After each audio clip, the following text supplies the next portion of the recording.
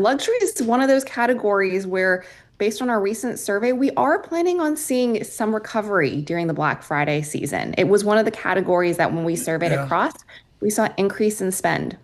Black Friday used to be 1 hour in front of Walmart with Exactly. 3,000 people. And Exactly. Tiffany says it's a season now, Paul. Yeah, and here's something that surprised me, Tom. In-store shopping is making a big comeback as fewer only shop online. Tiffany, talk to us about that. If I'd never gone to a store again, I'll be happy. Well, what we're actually seeing is that most shoppers are planning on shopping both in store and online this holiday season. And the reason that they want to go back in store is they want to touch and feel the products, right? They want to be a part of experiential retail. They want personalized help as they shop. And it's really in line with what we've been seeing all year long, with mall traffic continuing to come back, in-store purchases coming back as well, as the hybrid shopping channel, if you will, becomes the norm. And I want to emphasize that point on hybrid because we are really seeing consumers grow across channels during their shopping journeys, including in how they're using AI.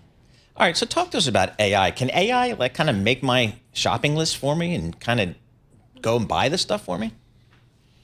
AI can definitely do both now. That being said, I would say most consumers are still using AI more in their initial shopping research and inspiration.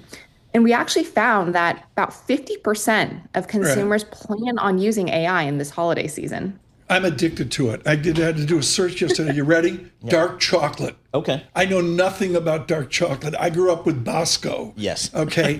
Dark chocolate. I go to Perplexity, Tiffany. Dark chocolate. Boom. There's like 3 types to buy, just like that. Okay, Tiffany, the basic BCG question, and Paul brought this up yesterday. What inning are we in for the growth of online, for the growth of Amazon and Walmart? If it's a baseball game, does Dallas have a baseball team? Yeah, the Texas Rangers. Oh, they do. Sure. Yeah, yeah. But Tiffany, what inning are we in with our online experience? I think it depends a little bit on what angle you're looking at it from. But if you think about where we are, I would say we're still in the middle of the game because, you mentioned Perplexity, right? Large language models like ChatGPT, they are really changing what the potential shopping journey is. And that, retailers have to think about what their strategy is within that. It's not an all or nothing game. And so how they think about, showing up in AI search becomes more important than ever now. How are the retailers dealing with tariffs here and passing along whatever cost increases they might be bearing? Are they taking it in their margin? Are they trying to pass it along to customers? How's that playing out here? Because we don't hear as much about tariffs as we did, maybe at the beginning of the year. Yeah, I think everyone's settled into sort of this new norm when it comes to tariffs, if you will. And it's a mixture of both, definitely, right? They've taken some in their margins, they have passed some along through. And for this holiday season, they know that consumers, right, still have expectations when it comes to discounting and promotions. Right. And so they're making sure that they can meet those expectations. Tiffany, quickly, or one final question. Okay, so all of us are buying off this Affirm kind of thing where it's set out in payments. I don't know what you call it, like Affirm and, all the others, folks. If I go into a given store, they want all my money now or a charge card. But if I buy online, I can spread out the payments. Where do you see that dynamic in 2 years, in 5 years?